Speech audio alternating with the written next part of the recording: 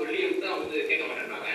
அவங்களுக்கு உறவு வைத்துக் கொள்ளலாமா, அவங்களுக்கு துவா செய்யலாமா? எனக்கு அதான் வந்து என்னோட கேள்வி கேட்கக்கூடாது. எனக்கு உடனே தெரிவித்து அவங்க எனக்கு கூட வந்து யுத்தம் செய்யறான், நீ எதுக்கு அவங்க கிட்ட பரிந்துரை செய்யற அப்படின்னு சொல்லிட்டு அதான் கேட்கக்கூடாது. அதனால தான் கேட்கிறேன். அவங்க கூட நம்ம மூத்த எடுத்தாக்கா ஜனதா சொல்லலாம். வட்டி வாங்கி வட்டிக்கு தான் வீடு வாங்கக்கூடிய ஒரு பழக்கம் அந்த நாட்டில் இருக்குன்னு நீங்கள் சொல்கிறீங்க. வீடு கட்டுவதற்காக வேண்டி அரசாங்கத்தில் என்ன செய்கிறான், வட்டிக்கு லோன் கொடுக்குறோம், அதை வாங்கினா வீடு கட்டினா சில வசதிகள்லாம் கிடைக்கும்னு செய்கிறாங்க. ஆனால் மார்க்கத்தை பொறுத்த வரைக்கும் வட்டிங்கிறது பயங்கரமான ஒரு குற்றம். அல்லாஹ் குர்ஆனில் சொல்கிறான், ஃபதனு பி ஹர்பி மினல்லா, அல்லாஹ்வுக்கு எதிராக போருக்கு ரெடி ஆகிக்கிறங்கிறான். ஒரு குற்றத்துக்கு வந்து சண்டைக்கு வர்றியான்னு கேட்டால் என்ன அர்த்தம்? அவ்வளோ கடுமையாக அல்லாஹ் பார்க்குறான்னு தான் அர்த்தம். வட்டிங்கிறது அவ்வளோ ஒரு பெரிய ஒரு குற்றமாகத்தான் நமக்கு வந்து சொல்லப்பட்டிருக்கிறது. அதே மாதிரி வந்து வட்டி வாங்கிக்கிற நிலையில் மூத்தா போயிட்டான்னு சொன்னால், உமன் ஆதஃப உலாய்க்கு அசஹா புன்னாரி ஹும்பியா ஹாலிதூன், யார் வந்து வட்டியை வந்து இந்த அறிவுரையெல்லாம் தெரிஞ்ச பிறகு திருப்பி வாங்குகிறார்களோ அவர்கள் நரகவாசிகள், அதில் என்றென்று நிரந்தரமாக இருப்பார்கள். நல்லா என்ன செய்யறாத கடுமையாக வட்டியை பற்றி கண்டிக்கிறான். அப்போ வட்டிங்கிறது பெரிய பாவம் என்பதை நம்ம விளங்கி கொண்டு நிரந்தரமாக நரகத்தில் தள்ளக்கூடிய பாவம், அல்லாஹ்வுக்கு எதிராக யுத்தம் செய்கிற அளவுக்கு அது கடுமையான பாவம் என்றெல்லாம் விளங்கக்கூடியவர்கள் இந்த உலகத்தினுடைய அந்த சொகுசுக்காக வேண்டி உலகத்து இன்பங்களை நாடி என்ன செய்யக்கூடாது, வட்டி வாங்கக்கூடாது. நிர்பந்தத்துக்கு சில விஷயங்கள் வந்து அனுமதிக்கப்படும். இதை நிர்பந்தம் என்று சில பேர் சொல்வார்கள். இது நிர்பந்தம் கிடையாது. வாடகை வீட்டில் இருக்க முடியாதா? அப்போ வாழவே முடியாத நிலை தான் நிர்பந்தம் வரும். அப்போ நிர்பந்தம்லாம் இல்லாத ஒரு நேரத்தில் வந்து நம்ம ஒரு சொகுசாக வாழ்னு அரசாங்கத்தில் கடந்துடுறான், பயன்படுத்திக்கிடுவோம், வீடுக்குண்டா தான் தர்றேங்கிறான் அப்படின்னு நினைத்து கொண்டு கிடைக்குதுங்கிறதுக்காக வாங்கினோம்னு சொன்னால் அது வந்து ஒரு பெரிய பாரதூரமான குற்றம் என்பதை நம்ம என்ன செய்யணும், புரிந்து கொள்ள வேண்டும்.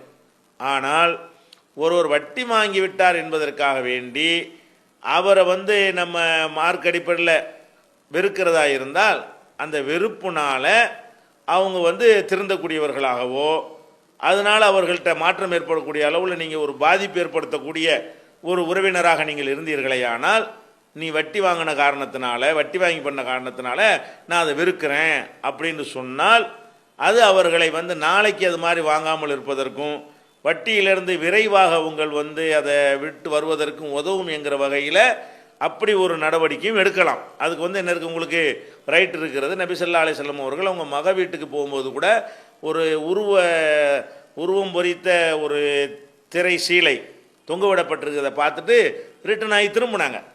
ஒரு பகமை எதிர்ப்பை காட்டுறதுக்கு, வெறுப்பை காட்டுறதுக்காக வேண்டி. அந்த மாதிரி நீங்கள் எதிர்ப்பை காட்டுறதுக்கு அனுமதி இருக்கிறது. அதே நேரத்தில் வந்து அவங்களோட பழகுவது, பேசுவது, பேசி அவங்களுக்கு அறிவுரை சொல்வது, அவங்களுக்கு சலாம் சொல்வதெல்லாம் தவிர்க்கணுமான்னா அப்படிலாம் கிடையாது. நபிகள் நாயகம் ஸல்லல்லாஹு அலைஹி வஸல்லம் காலத்தில் வந்து வட்டியே தொழிலாக கொண்ட யூதர்கள் எவ்வளோ பேர் அன்பளிப்பை வந்து கொடுத்தாங்க, ரசூலுல்லாஹ் வாங்கிட்டாங்க. ஒரு யூத பொம்பளை கூட வட்டி தான் தொழில் அவங்களுக்கு. அவங்க ஆற்றில் விஷத்தை வைத்து கொண்டு ரசூலுல்லாஹ்வுக்கு கொடுத்தாங்க, அதை கூட ரசூலுல்லாஹ் சாப்பிட்டாங்கலாம் நம்ம நிறைய படிச்சிருக்கிறோம்.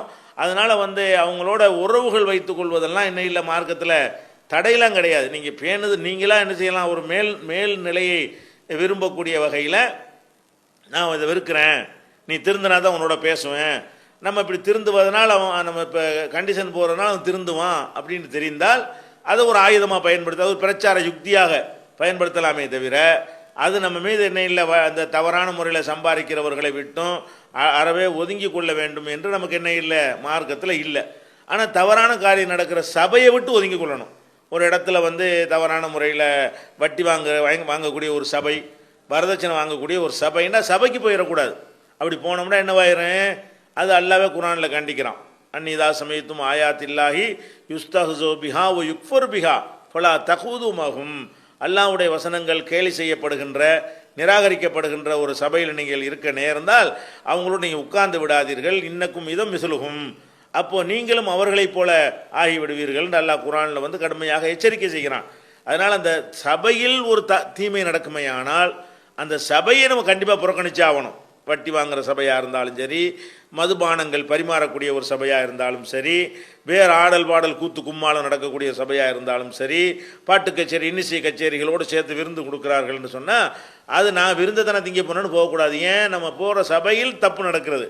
இந்த வட்டிங்கிறது முன்னாடி வாங்கிட்டான், அந்த சபையில் நடக்கிற தப்பை தான் உங்களை புறக்கணிக்க சொல்லி மார்க்கத்தில் கடமை இருக்கே தவிர, அதுக்கு முந்தி வாங்கிட்டான்னு சொன்னால் அதனுடைய குற்றத்தை அவன் சுமக்க போகிறான்.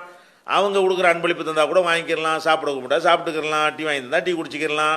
ரசூல் ஸல்லல்லாஹு அலைஹி வஸல்லம் அவர்கள் அவங்களுக்கு இல்லாத ஒரு பேணுதல் நமக்கு தேவையில்லை. அவங்க யூதர்கள்ட்ட வாங்கியிருக்கிறாங்க, பக்கத்து நாட்டு மன்னர்கள் என்ன ஹலாலான முறையிலேயே அவனுடைய வருமானத்தெல்லாம் வச்சுருந்தான் அதை வாங்கியிருக்கிறார்கள். இன்னும் சொல்ல போனால் அந்த கனிமத்து போர்க்களத்தில் எதிரிகள் விட்டு செல்கிற பொருள் நம்ம எடுத்துகிட்டு வர்றோம், அது கனிமத்து ஹலால் தான், அதெல்லாம் என்ன கரெக்டான முறையில் சம்பாதிச்ச பணமாக இருக்கும். அது மாதிரி ஜக்காத் வசூலிக்கிறோம், எல்லாத்தையும் தான் வசூலிப்போம், நல்லவன் கெட்டவன் எல்லாத்தையும் தான் போய் வசூலிப்போமே தவிர அது பர்ஃபெக்டாக யார் ஹலாலாக சம்பாதிச்சார் அவர்கிட்ட மட்டும் வாங்க மாட்டோம். அந்த ஜக்காத்து வாங்கி தான் ஏழைகளுக்கு செலவழிக்க போகிறோம். அதனால் இந்த மாதிரி தவறான முறையில் பொருள் திரட்டினார்களே ஆனால் அது அவங்களுக்கு தான் அது ஹராமே தவிர அவங்க நமக்கு தருவார்களே ஆனால் அது என்ன செய்யாது. அதை பற்றி விரிவாக நம்ம onlinepj.comல இது விரிவாக ஒரு ஆக்கமாகவே விரிவாக நம்ம நினைஞ்சிருக்கிறோம்.